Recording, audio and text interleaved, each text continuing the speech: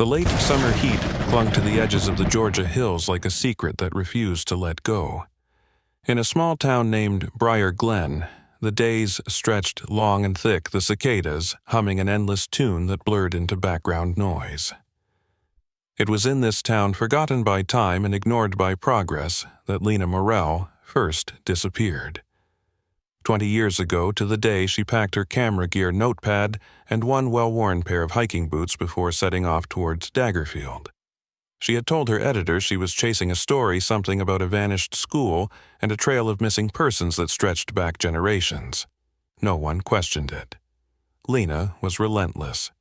The kind of journalist who dove deep-dug where others skimmed and never let go until truth stared her in the face. But that morning, in August 1998, Lena stepped into the woods outside Daggerfield and was never seen again. The official search lasted all of 5 weeks. Authorities combed the hills, sent dogs along the ridges, and even flew helicopters across the forests that bordered the town. They found nothing. Not a scrap of clothing. Not a thread from her jacket. Her car was still parked on the gravel shoulder at the trailhead, locked, her keys and wallet hidden under the driver's seat, as she often did when heading out on assignment. At first, the media buzzed with concern. She was, after all, a familiar name on the bylines of the state's biggest stories. But stories fade, and so did Lena. Eventually, the case joined the others in the back drawers of the county archives labeled unsolved and left to gather dust. 20 years later, a breeze swept through Briar Glen again, this time carrying something else. A hiker named Bethany Greer had been exploring a lesser-known trail between the old railroad tracks and the edge of Daggerfield woods. Her dog Scout had started barking wildly near a collapsed oak tree. Beneath it, tangled in roots and moss, she found an old backpack. Inside were a faded press badge, a notebook too soaked to read, and a plastic-wrapped VHS tape with Lena's name on it. Bethany took the tape to the sheriff's department that same day. By sunset, a copy had been made and sent to Lena's former station in Atlanta. The footage inside would change everything. The first few minutes were uneventful. Grainy, handheld shots of Lena walking through dense woods, narrating softly to the camera. She spoke about legends about towns with more secrets than people. Then she reached what looked like an abandoned property. A 2-story brick building almost completely consumed by ivy with broken windows and a rusted bell on its roof. Her voice lowered. She mentioned the name Daggerfield repeatedly and something she called the settlement. The screen jittered. There was static. When it cleared, Lena was inside the camera, angled toward a narrow hallway lined with locked doors. She whispered something, then the footage cut to black. That was the end. Or so they thought. The footage quickly drew attention online. Former co-workers, amateur sleuths, and a growing Reddit community dissected every frame. They adjusted the contrast, enhanced the audio, and tried to read the half-visible notes on her pad. One user, claiming to be a former intern at the news station, uploaded Lena's last email. In it, she wrote that Daggerfield was not just a town, but a cover.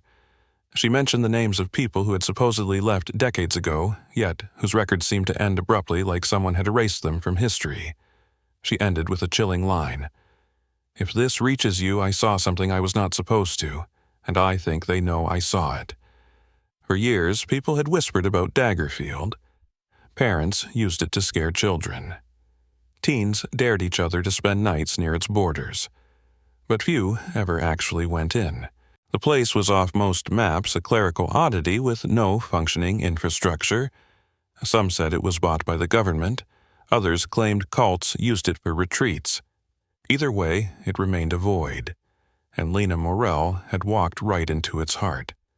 The video reignited interest in the case. News stations revisited old footage.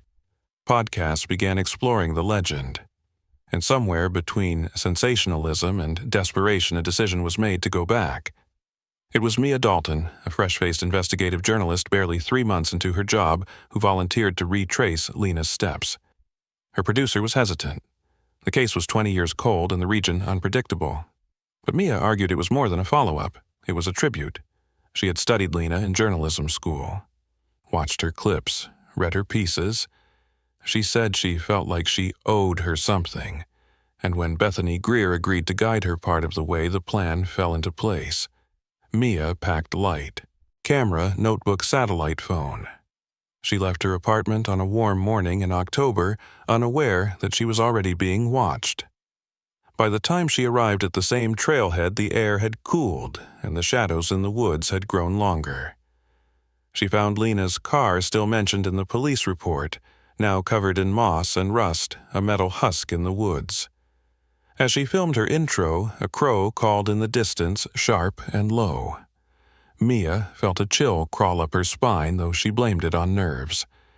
She had no way of knowing that less than a mile from where she stood something waited, something that had been patient for a very long time. And as the sun dipped behind the trees, Mia stepped into the forest just like Lena once had, and the story began again.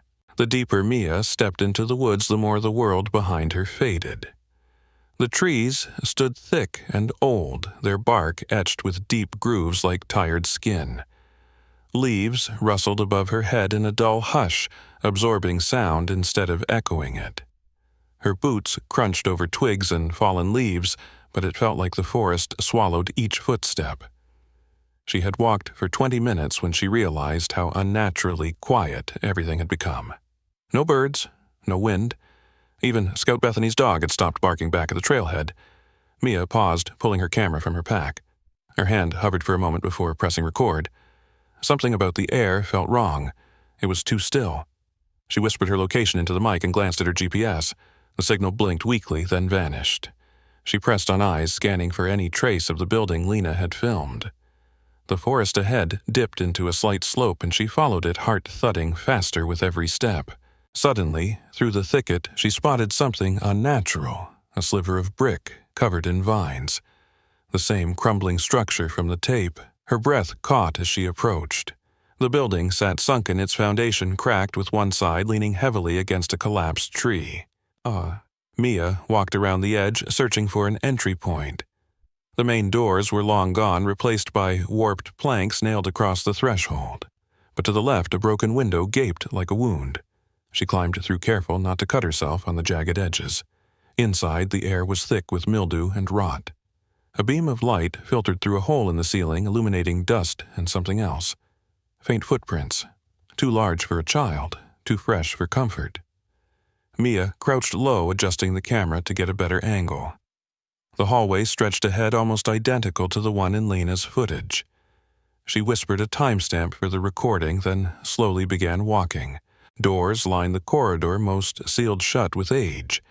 A few stood open, revealing abandoned classrooms filled with overturned desks and blackboards scrawled with ancient chalk. One chalkboard bore a phrase in faint white script that made her freeze. "The settlement never forgets." Her fingers trembled slightly as she refocused the camera on the words. She entered a room at the end of the hall. Unlike the others, this one was preserved, clean. A desk stood upright. Shelves were intact. Papers lay neatly stacked, though damp and faded. Mia scanned the shelves until her eyes caught something strange. A photograph. It was covered in grime, but when she wiped it clean, her chest tightened. It was Lena. She stood between two people dressed in uniforms that looked too crisp, too modern for 1998. Lena's expression was unreadable. She was holding a clipboard. Mia stared at the image, heart pounding. Had Lena made it back from this place? Had she never left? She pocketed the photo and turned back toward the hall, but the doorway now felt darker, as though the shadows had grown since she entered. She walked carefully, retracing her steps. The hallway seemed longer now, the air heavier. Her ears picked up a soft sound behind her. A shuffle. A breath. She turned sharply, camera raised. Nothing. Just the hallway and the dripping sound of moisture falling through cracks in the ceiling. She moved faster now, her nerves taut. The moment she reached the window, she crawled out quickly, landing hard on the earth. She glanced behind her.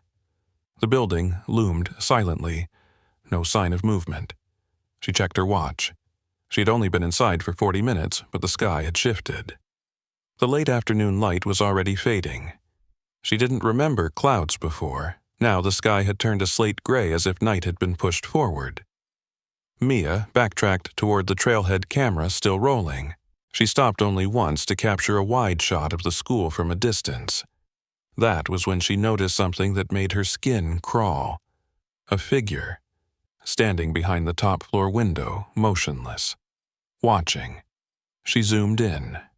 The shape was tall-thin, featureless in the dying light. As she adjusted the lens, the figure vanished. No flicker, no movement. Just gone. Mia stared for a long minute, her breath visible now in the chill that had crept into the woods. Then she turned and walked faster, her boots stumbling slightly on the uneven path. She kept her camera running, even when her hands began to ache from gripping it too tightly. Back at the trailhead, Bethany was gone. Scout's leash lay coiled near the tree where they had started. Mia called out, her voice shaking. No answer.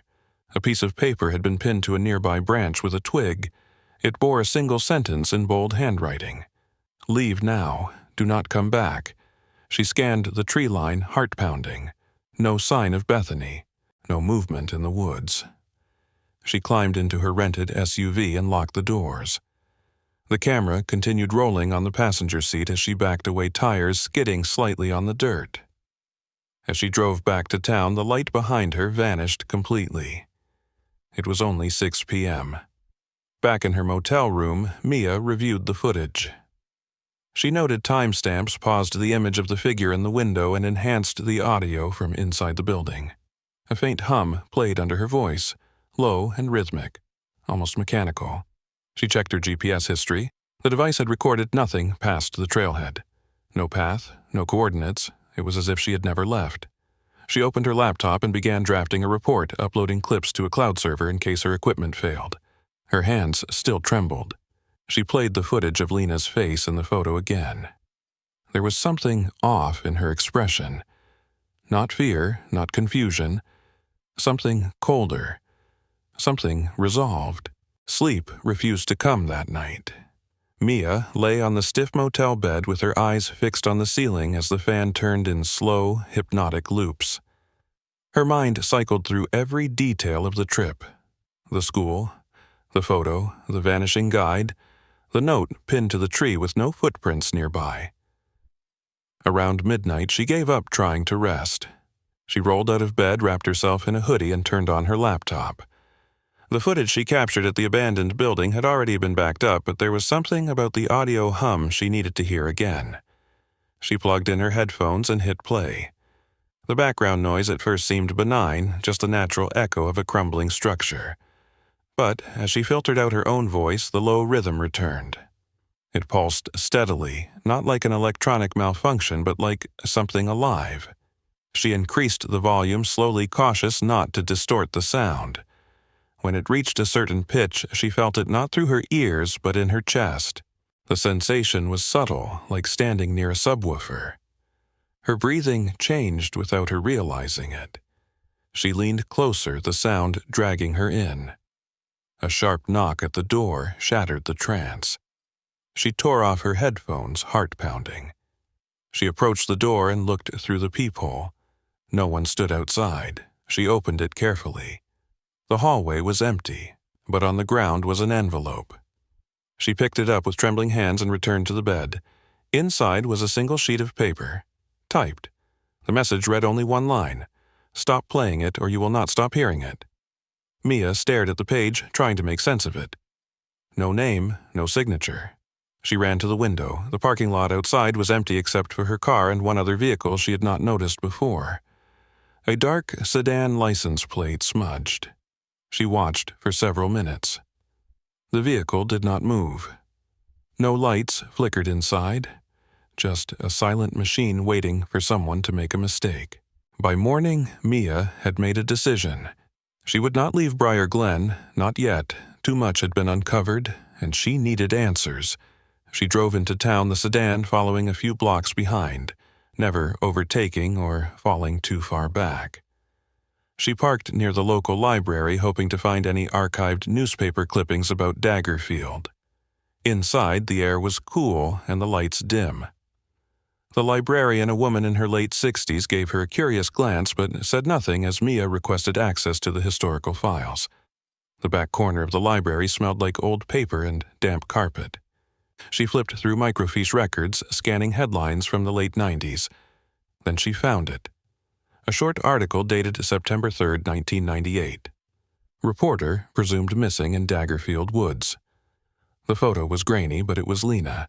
The article mentioned the discovery of her car, and a brief comment from a local man named Gerald Phelps, who claimed to have seen her that morning walking toward the old school. Mia jotted down his name and returned to the front desk. She asked the librarian if Gerald still lived in town. The woman hesitated, eyes narrowing slightly. Then she nodded. "He lives up near Lake Harrow," she said. "The road is rough, but if you follow the waterline north, you will see a blue trailer. He does not talk to many people." Mia thanked her and left quickly. The sedan was gone. In its place was a single tire track that led out of town toward the lake. She followed it. The road to Lake Harrow was narrow and barely maintained. Pine branches scraped the sides of her car as she climbed the final bend. The trailer came into view. Blue and rusted, parked beside a patch of scorched earth where grass refused to grow. A wind chime made from spoons and bolts clanged in the breeze. She stepped out of the car and approached slowly. An old man sat on a wooden chair outside the trailer. His face was sunburned and lined with eyes that had seen too much. He watched her without blinking. Mia introduced herself and mentioned Lena's name. His gaze shifted only slightly. He gestured toward an empty milk crate near his feet. She sat. The silence stretched until he finally spoke. Said she was different. Came looking for ghosts, but found the gate. Mia asked him what gate. He did not answer at first, just stared toward the horizon where trees thickened like a wall. He finally whispered that some places never heal. They remember, they wait, and when someone like Lena walks in, they wake up. Mia asked him what happened to Lena. He stood up slowly and went inside the trailer. When he returned, he held a cassette tape in his hand. He said Lena gave it to him the day before she vanished. Said to only give it to someone who asked the right question. Back at the motel, Mia found an old cassette player at a thrift store. She placed the tape inside and pressed play. Lena's voice came through shaky but clear. She described a chamber beneath the building. Said she found stairs that went too deep for the foundation. Said the walls were warm. Said she heard children singing, but there were no children there. Then her voice changed. It became distant, almost flat. She said, "If you are hearing this, do not go back. Do not try to understand. There is no story here. There is only loss." The tape ended with silence that lasted nearly 5 minutes. Mia sat back chilled. She knew what she had to do next. She had to find that chamber. But first she needed to check the footage one more time. She scrubbed through the video again, frame by frame. In one section, as Lena turned her camera toward a crack in the floor, there was a flicker. A reflection. Not from her lens. Something metallic below the surface. Mia paused it and zoomed in. The outline of a trap door.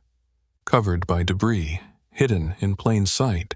The next morning brought fog heavy enough to drown the outlines of the trees. Mia left before sunrise, hoping to reach the school unnoticed. The footage had shown just enough of the trapdoor's location to give her a reference point. She parked farther down the road than before and walked the rest of the way through thick underbrush. When the building emerged from the haze, it felt different. Less abandoned. More watchful. As she approached the same window she had used days before, she noticed new markings on the brick. 3 vertical lines etched cleanly. They had not been there before. She hesitated, then climbed through. The hallway remained silent. No signs of movement. No voices. The air pressed closer against her chest with every step. Mia made her way to the room where she had found the photo. She cleared the floor, slowly brushing aside chunks of plaster and old paper until the crack in the floor came into view. The trapdoor was there, partially concealed beneath a warped floorboard. She knelt, heart racing, and pried it up with a crowbar. It groaned, but gave way. Beneath was a rusted metal handle. She grasped it with both hands and pulled. The hatch opened with a sharp screech, revealing darkness that smelled of soil and something older. A narrow staircase spiraled downward, carved into the earth itself. Each step was covered in moss. She clicked on her headlamp and descended. The air grew colder as she moved deeper, the stone walls damp and uneven. After 15 steps, the tunnel opened into a small chamber. The space was circular, no more than 12 feet across, with a domed ceiling that wept condensation. In the center stood a metal chair bolted to the ground, its surface rusted and streaked with something dark. Along the walls, crude drawings were etched into the stone. Symbols, eyes, children's stick figures, and beneath them names. Dozens of them. Mia scanned the wall, her fingers tracing each one until she stopped at Lena. The name was carved deeper than the others, almost as if someone had used a chisel in anger. She took photos quickly, heart-hammering in her ears. She turned to leave, but heard a sound from above. A thud, a shuffle, footsteps. She froze, breath shallow. The steps moved across the floor above, slow and deliberate. Whoever it was did not call out. Mia shut off her headlamp and crouched behind the metal chair. Minutes passed in silence. Then the trapdoor groaned again. Dust fell from the ceiling. Someone was opening it. She held her breath. A beam of light swept across the top of the stairwell but did not descend. Instead, the trapdoor closed again with a soft thump. She waited longer than she needed to before finally moving. She ascended the stairs cautiously, ears straining for any sign of danger. When she emerged, the hallway was empty, but a new symbol had been drawn on the far wall.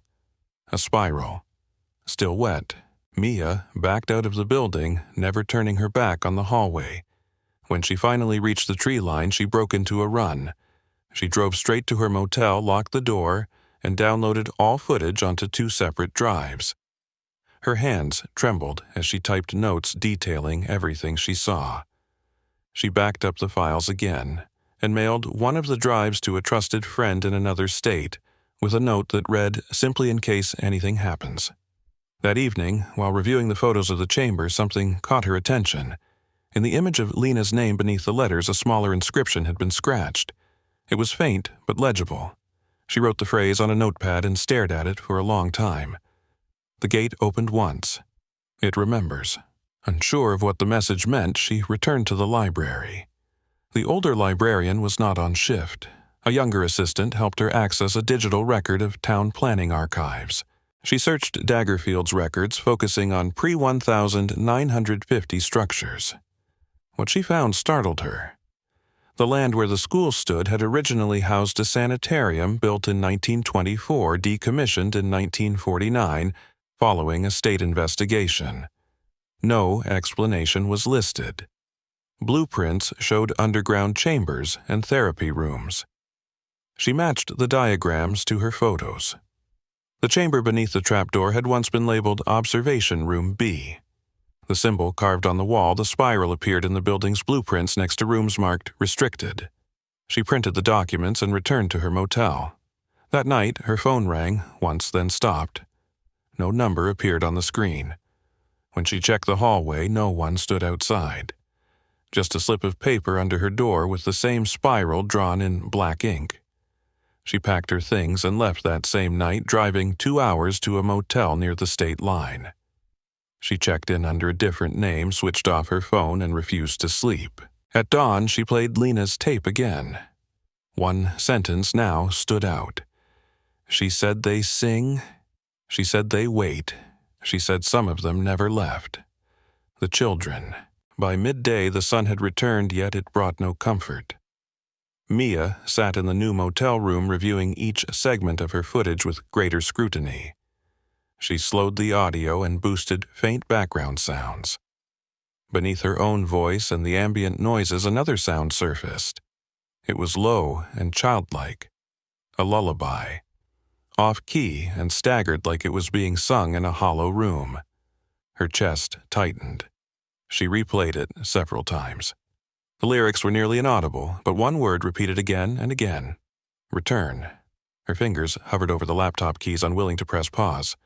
She forced herself to jot it down in her notes.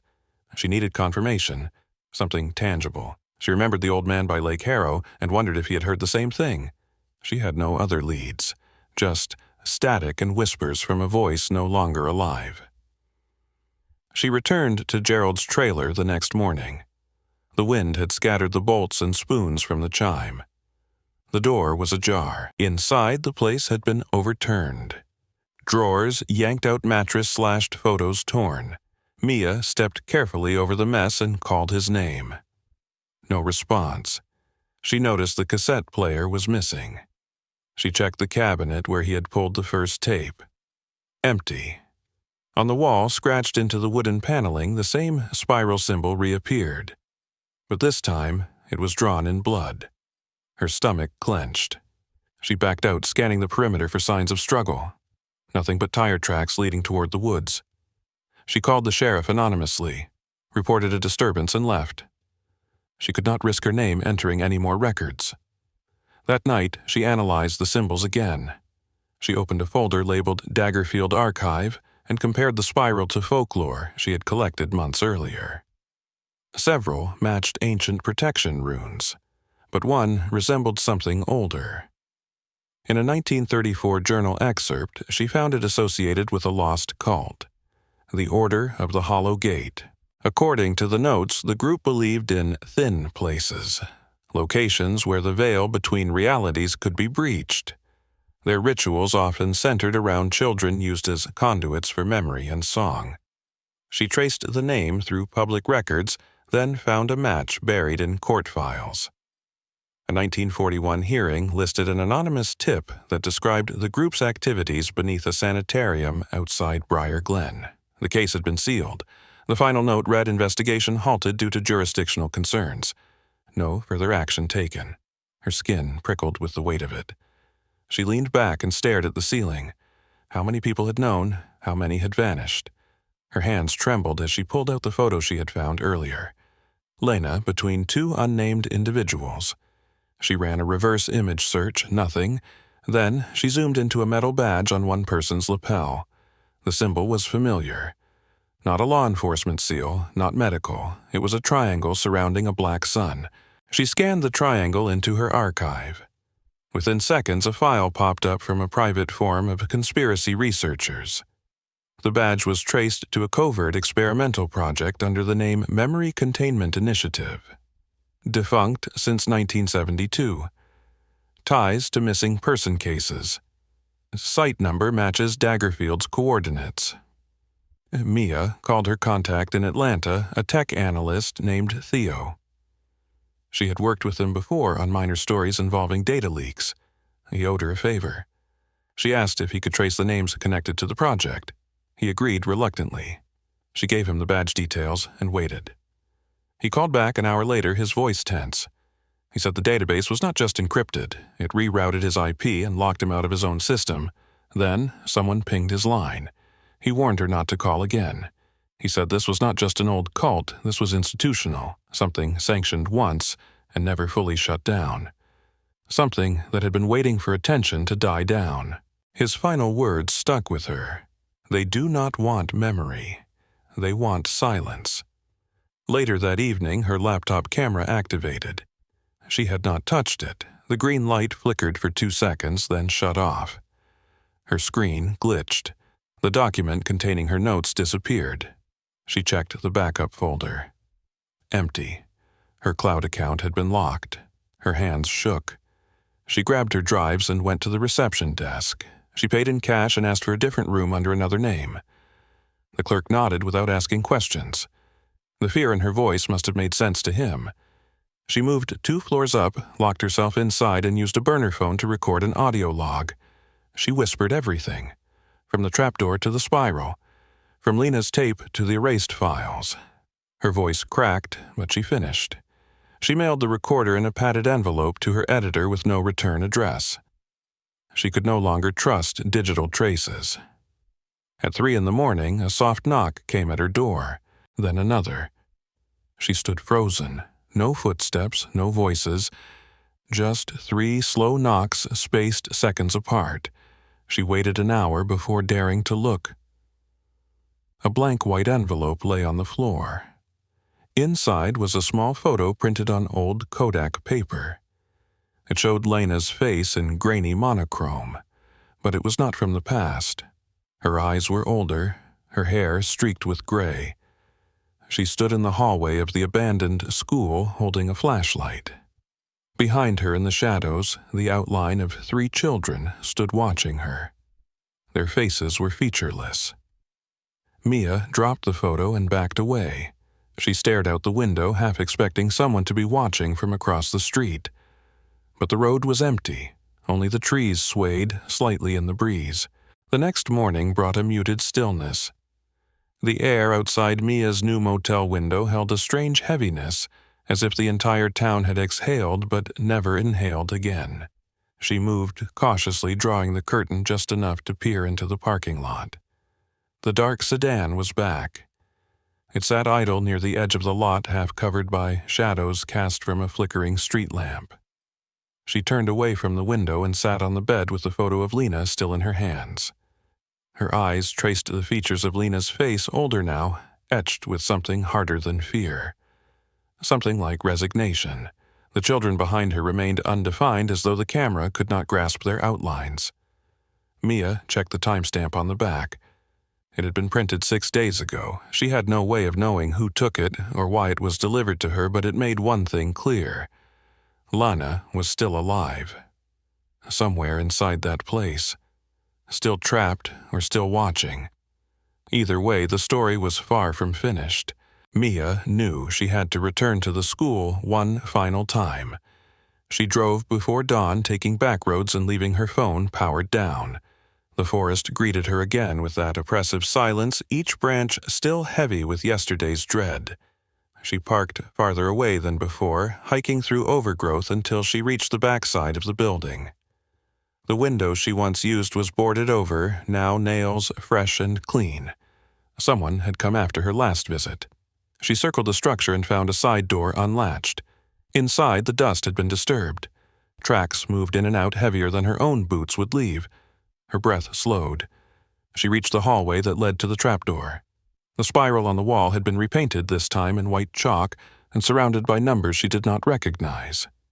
Each door along the hallway had been forced open. Inside each room, the desks were arranged in perfect rows. Candles sat unlit atop every surface. She kept walking, following the static rising faintly from her recorder. The trapdoor was still there, but something had changed. It was open. A faint hum emerged from the hole like an air current passing through a distant vent. She descended without turning on her light. The spiral had begun to reappear in her vision each time she closed her eyes, etched so deeply in her mind it guided her now through memory alone. The chamber below had changed. The chair remained, but now a circle of stones surrounded it. Around the stones were small handprints drawn in ash. The wall that once bore names now glowed faintly, the symbols rewritten in something that shimmered like oil. She turned on her light for only a moment, long enough to confirm what she feared. New names had been added. Her own among them. A soft sound came from deeper within the underground corridor. It was not the lullaby, it was breathing, slow and rhythmic. She stepped back into the stairwell, heart thudding. The hum grew louder as she climbed. When she emerged, the hallway was not empty. A woman stood near the door, her back turned. Mia froze. The woman turned. It was Lena. Not a photo, not a memory. Flesh and breath. Her face was hollow but alert. She did not speak at first. Mia stared, unable to move. Lena stepped forward slowly. She held a small object in her hand. A key. Her lips parted, and she finally spoke. Her voice was low, cracked from disuse. She said it never closed. We only thought it did. Mia asked her how she had survived. Lena said she never left, not truly. They let her out sometimes, when they needed stories to die, when they needed new ones to grow in their place. She handed Mia the key, said it belonged to the room below, said it only opens when someone truly remembers. Mia asked who the children were. Lena looked past her eyes, distant. She said they were the ones who listened too closely. She said memory has weight, and when too many hold the same memory, it forms a shape, a door, a gate. Mia asked her what was through the gate. Lena did not answer. She only whispered that the real story was not what happened in 1998. It was what had always been happening. the pattern, the erasure, the loop. She said if Mia wanted to stop it, she had to carry something back out, something real, something the world could not scrub away. She turned and walked down the hallway. Mia followed her to the entry door. Lena stopped and said, "If you see them watching, do not run. Running makes it worse." Then she was gone. Mia returned to the chamber and used the key. A small metal panel clicked open behind the chair. Inside was a canister wrapped in cloth. She unwrapped it. Inside were reels of film. Labels handwritten. 1949, 1957, 1963. She pocketed the canister and climbed out. Outside, the trees had changed. Not visibly, but perceptibly, as if each trunk tilted slightly in her direction, as if they were listening. She ran until her legs burned. Her car was intact. She drove without looking in the mirror, not once. Back at the motel, she uploaded the film reels using a converter. The images were grainy but clear. Footage of children in rooms, experiments, hypnosis, symbols being drawn over and over, the same lullaby recorded on tape. A face appearing in multiple decades without aging. The man from Lena's photo. Government seals blurred intentionally. She'd stitched the footage into a report, no voiceover, just raw truth. She scheduled it to auto-release in 72 hours across multiple platforms. If something happened to her, the story would not be buried. That night, a child's voice spoke from outside her window. One word repeated, "Return," again and again. When she pulled the curtain aside, no one stood there. But the spiral was drawn in the condensation on the glass. Mia barely slept, her body buzzing with an alertness that felt unnatural. The film reels continued to play on a loop across her screen, the grainy images embedding themselves deeper into her thoughts. She counted the same faces appearing again and again across different years, frozen in identical expressions. One child in particular caught her attention. A boy with a crooked haircut and wide, unblinking eyes. He appeared in 3 separate reels, each labeled with a different decade. He never aged. Mia cross-referenced the tapes with census data from the surrounding counties. There was no record of him, no birth certificate, no missing person report. The more she searched, the more familiar his face became. She recognized it from one of the chalk drawings inside the chamber. The boy had not simply been recorded. He had been remembered. She left the motel before sunrise and drove toward the public library in a nearby town that had not yet flagged her visits. There, she located archived property records of the Daggerfield area from before the sanitarium existed. A single deed stood out. It referenced land set aside for something called the Memory Preserve. No description. Just a set of initials and a locked file that required administrative access. She attempted to request the file through official channels, but the system flagged her request and shut down her session. She left immediately, her heart pounding. She felt eyes on her in the parking lot. A woman with a clipboard stood by a news van across the street, but the van had no station markings. Just a gray emblem and a blank license plate. Mia drove to a gas station and paid in cash. In the restroom, she washed her face and stared at herself in the mirror.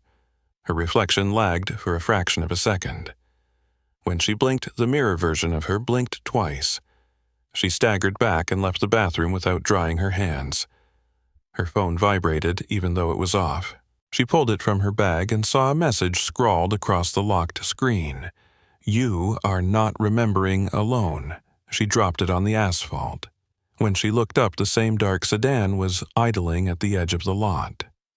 The driver's face was obscured by shadow, but the shape of the head seemed too round, too smooth, like it lacked features. She drove without direction for an hour, only stopping when the fuel gauge dipped low. She found herself back near the outskirts of Briar Glen, the trees rising like familiar sentinels around her. She parked along the same trailhead from her first visit and sat in the silence. The forest no longer felt like a backdrop. It felt like a participant, like it knew her footsteps, like it was waiting for her to ask a question it had long been prepared to answer. She walked into the woods slowly, camera off, flashlight off. The path remembered her. The same birds remained absent. The same cold settled around her shoulders. She reached the edge of the school and stopped. A figure stood at the threshold. A child, the boy from the film. His eyes were wide and empty. His mouth moved silently. Mia stepped forward, not out of courage, but because something inside her shifted, as if her body knew a script she had never been taught. She raised her hand slowly. The boy mimicked the motion. She whispered the word from the lullaby. Return. The boy's eyes flickered and he stepped back into the doorway. Mia followed. The interior was as she remembered it, but now everything pulsed with low vibrations. The spiral on the wall glowed faintly. The floor beneath her feet felt thinner, as if it were stretched over a void. She did not speak again. She descended into the chamber, the door open as before. Inside, the air had turned warm and damp. The handprints had grown in number. The name wall had expanded. In the corner of the chamber stood a new object. A tall cabinet, its surface covered in mirrors. None of the reflections matched her movements. One showed her asleep. One showed her aged. One showed her watching herself. Oh, she opened the cabinet slowly. Inside, a stack of audio tapes labeled with dates and initials. The top one bore her name, her birth date. She picked it up and the spiral beneath her feet shimmered with static. She pressed play. The voice on the tape was hers, describing things she had not done yet. A return trip, a conversation with someone named Mara, a phrase she'd never spoken aloud. The more she listened, the more the tape predicted. She replaced the tape and backed away. The boy was gone.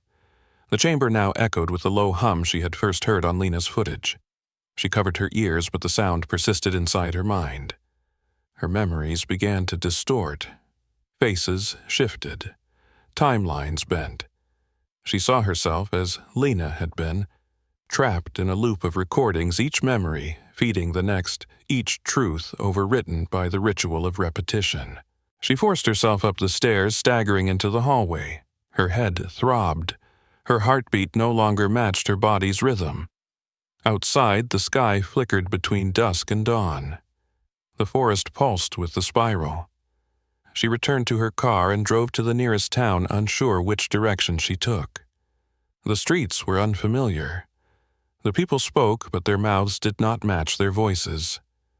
She checked the date on a newspaper stand. It was a week ahead. Her phone, now turned on, showed a completely different year. She vomited behind a building and sank to the pavement. A woman approached. Tall, gray-eyed, with a symbol on her wrist. She handed Mia a slip of paper.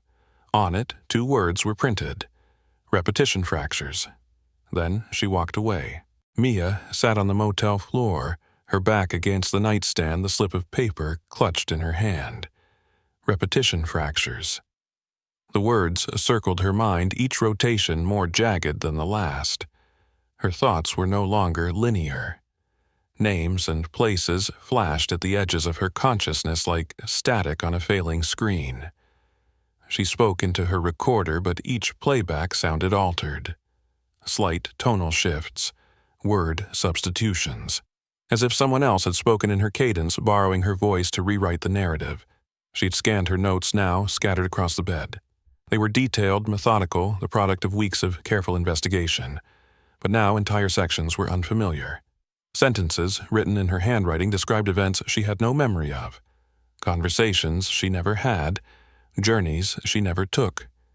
She whispered a date from one of the entries and felt a sharp pain behind her eyes. Her body remembered. Her mind refused. She left the motel without checking out. The world outside remained subtly wrong. Shadows fell against the direction of light. People crossed streets with mirrored footsteps.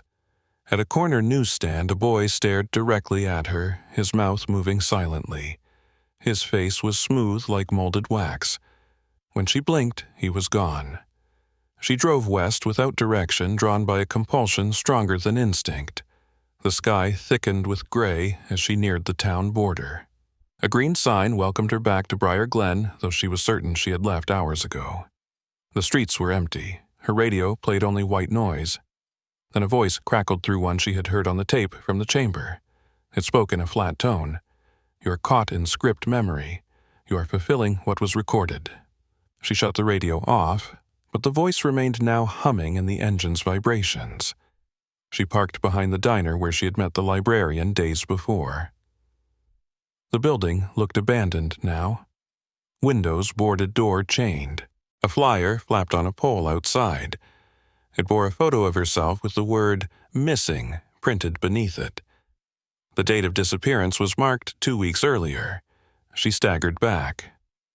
Her reflection in the glass window shimmered, then froze. Her body in the glass remained motionless as she moved. She reached up and touched the surface. It felt warm. Behind her reflection, another figure appeared. The same child. His face now cracked along one cheek like aged porcelain. His mouth still moved, but no sound emerged.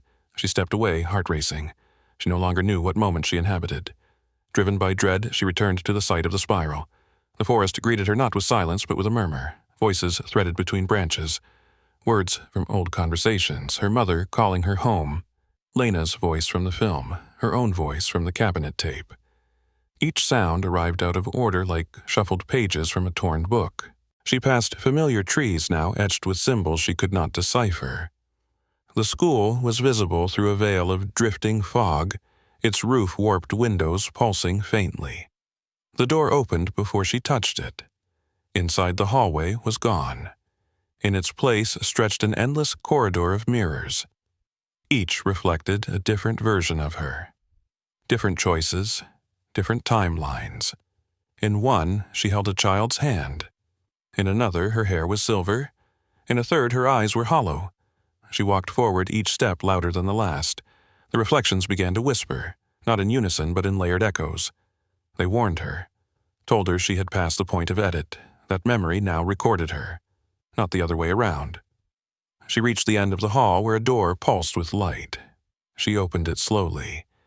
Inside was a room she had never seen, circular with walls of bone-white stone. Symbols drifted across the surface like ink in water. In the center stood a platform and on it a reel-to-reel machine, ticking, recording. She stepped closer. A single tape labeled MI-47 ran from spool to spool. She pressed stop. The hum vanished. Silence fell like a dropped curtain. A figure stood in the corner. Lena. But this time her body shimmered like light reflecting off broken glass. She turned. Her mouth did not move, but Mia heard her clearly. "You stopped it. They will rewrite. You must choose what remains." Lena stepped back, her image fracturing until she was gone. The machine blinked, the tape unspooled. Mia knelt and gathered it in her hands. Symbols formed in the magnetic strip, alive and shifting. She whispered her name and the strip grew warm. Then she spoke Lena's name. The reel trembled. She knew she could overwrite, but only once, only truth or memory, not both. She chose truth. The chamber shook, walls shimmered, the mirrors above shattered inward. She felt her body drop not through space but through time, each moment unfurling like a scroll of forgotten lines. She screamed not from fear but from recognition. The loop had fractured. The spiral was no longer recursive. She landed in darkness, cradling the strip of tape. Her voice whispered from nowhere. Memory accepted. Script dissolved. She awoke on the trailhead. Morning sun through branches. Her car in view, no sign of disturbance. Her clothes were damp with soil. Her camera lay beside her intact. She turned it on. One video file. Time-stamped the day before, she played it. Footage of the chamber. Her voice speaking a phrase she did not recall. Then silence. Then Lena's face. Smiling. Mia sat in her car with the camera footage loaded on her laptop, fingers hovering above the keyboard. The silence of the forest pressed against the windows, yet for the first time it felt passive, no longer pushing inward. The air smelled of wet pine and ash, remnants of some cleansing she could not explain. She uploaded the video to her cloud server using an encrypted protocol and set it to auto-distribute at noon the next day. Her hands trembled as she confirmed the timer. Part of her expected the file to vanish again, but it remained solid and ready. She shut the laptop and looked out across the treetops. The trail behind her no longer called. It simply waited patient and empty. The spiral, she realized, had gone from her mind. Her thoughts felt linear again. Memory obeyed the hours. But in its place was something new. A low, persistent hum in the base of her skull, not a sound but a pulse. A countdown. She drove into town half expecting no one to recognize her. Yet the world had not shifted beyond reach. Cars passed. Children walked home from school. The sky looked honest. She stopped at a diner on the outskirts of Briar Glen and sat at a booth facing the door. The waitress greeted her with a tired smile and poured coffee without asking. Mia nodded her thanks. As she stirred cream into the cup, a man entered and took the booth across from hers. He wore a blue jacket and a blank expression. She recognized him. One of the faces from the reels. He had not aged. His eyes scanned her without interest. Then he placed a sealed envelope on the table and stood. He walked out without a word. She hesitated, then opened the envelope. Inside was a printout. A copy of her scheduled upload notice time-stamped and marked with a red symbol she did not recognize. Below it, a message was typed in bold. Delay the broadcast, or Lena disappears again. She folded the paper carefully and slipped it into her bag. Her appetite vanished. She left money on the table and returned to her car. The countdown in her mind pulsed louder now. She checked the upload link. It had not been accessed, no breach, but the symbol on the envelope worried her. She had not seen it in the reels or the walls. It looked newer, sharper. A triangle intersected by a vertical line. She began driving toward the last place she wanted to return, Lake Harrow. The forest curved toward it like a spiral's outer ring. If Lena was still out there, if there was a real threat of losing her, then the story was not finished. She needed a face, a voice, something beyond footage to prove Lena existed outside the loop. The lake was low this time of year. The trees around it leaned inward, their branches dipping like they had grown tired of reaching. The trailer was gone. In its place, a series of disturbed earth patches half covered by moss and soot. Mia walked the perimeter searching for any sign of Gerald. No answer came. She found a rusted mailbox tipped sideways near the shoreline. Inside was a single cassette tape. No label, just a strip of red ribbon tied around it. She placed it in her recorder and pressed play. The voice was not Lena's. It was male, calm, precise. It stated coordinates and a time. 1 hour from now. It instructed the listener to bring proof. Something unedited, something memory could not alter. Mia checked her camera. The file remained untouched. She packed her things and followed the coordinates. They led her to a ridge just above the lake where the tree line broke into open sky. A small stone circle had been arranged there 6 feet across. In the center stood a device. It resembled a broadcast hub with an antenna and a receiver. Hand-built, but sophisticated. Wires coiled into the stone like roots. As she stepped closer, the pulse in her skull aligned with the machine's low hum. A screen flickered to life. Lena's face appeared. This time it was live. Her eyes met Mia's. She looked tired, her features strained, but her expression was clear. She began to speak. She thanked Mia. She said the loop had ended, but the watchers had not. She said the story could be told, but only if the cycle was not reignited. She warned that memory was not passive. It records back. Mia asked what the device was. Lena said it was the real recorder. Built outside the spiral, outside influence, it had one purpose: to preserve a version of events no one could rewrite. Once activated, it would send out a single transmission, unalterable, global. Lena told her it could only be used once, and that if she chose to use it now, everything would reset to its quiet state. Lena would vanish permanently, or Mia could delay, let the story build naturally, let people question and uncover, but then risk others finding the spiral again. The device flickered. The pulse in Mia's mind surged. She stepped back and stared at the clouds above. She pulled the tape from her bag, held it in her hand. It felt heavier now, like it carried more than data, like it carried weight. She placed it into the recorder. The device beeped once. A timer blinked. 30 seconds. Lena's face softened. She mouthed a word. "Thank you." Then the screen went black. The timer continued. 20 seconds. Mia reached for the cancel switch. 10 seconds. The wind picked up. Her eyes closed. Mia opened her eyes with 1 second left on the device timer. Her hand hovered above the cancel switch, her breath locked in her chest. Around her, the wind whispered through the tall pines, each gust tugging gently at her jacket, like a child's hand asking her to stay. The screen in front of her remained dark, but her reflection stared back with such clarity she saw every line, every strain beneath her eyes. In that moment she understood. The spiral had always been more than a symbol. It was a memory passed from one mind to another, looping through time not because someone forced it to, but because someone failed to let go. The only thing more powerful than remembering was the willingness to forget, not to deny, but to release. The countdown hit 0. Mia had not pressed cancel. The machine emitted a low hum, then a sharp click, and the reel-to-reel inside began to spin. A blue light rose from its center like a flare submerged in water. For a few seconds she saw faces. Not Lena's. Not hers. Strangers, children, watchers. Moments from the reels. Pieces of the forest. Symbols shifting into shapes. She saw the boy again, the one who never aged, standing on the edge of a classroom that no longer existed. Then it was gone. The light faded. The machine stopped. The tape inside turned to ash without flame. A single message blinked on the screen. Memory accepted. Transmission complete. She stood in silence for a long time, unsure what she had preserved, unsure what had vanished. When she looked up, the trees no longer bent toward her. They stood still and indifferent. The spiral did not reappear. The hum in her skull faded like the end of a long note.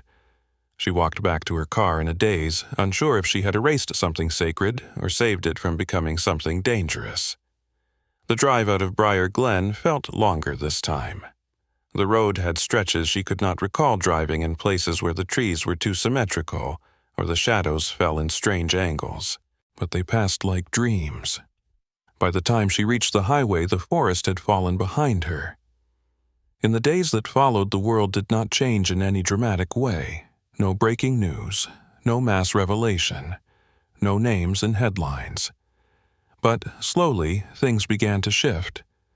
Online forums that once hosted the wild spiral theories began to lock or vanish.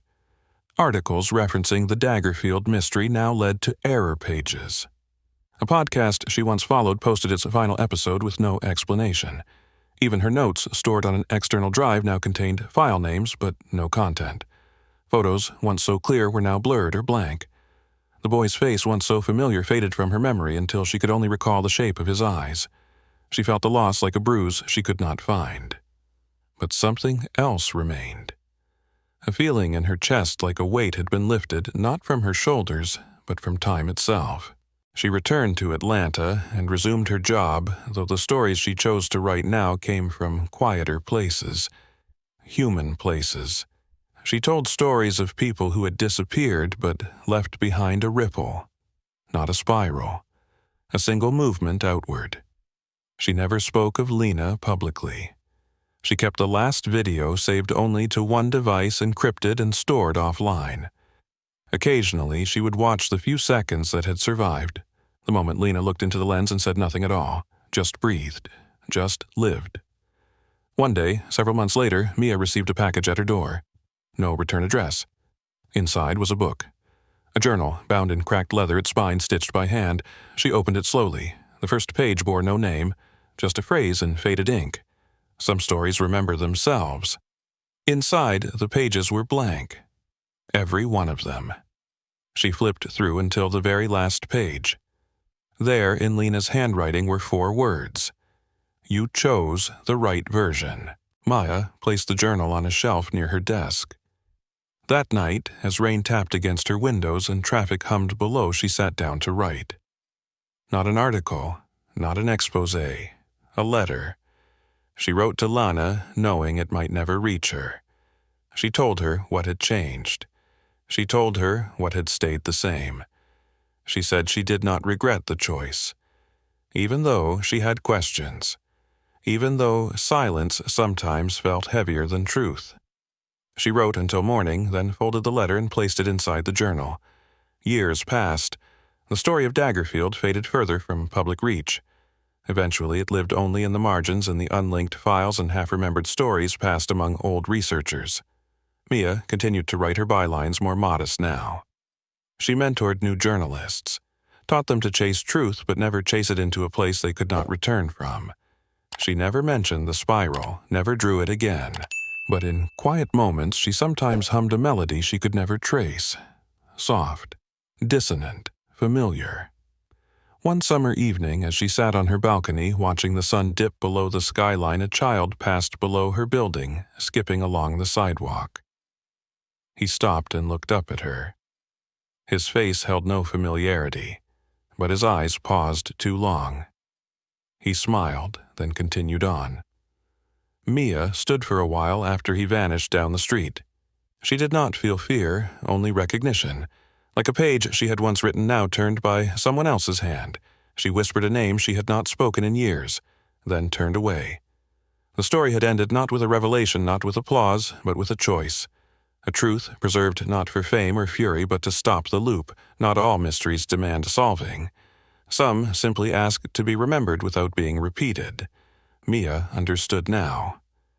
The most dangerous stories are not the ones we forget, but the ones we repeat without knowing why.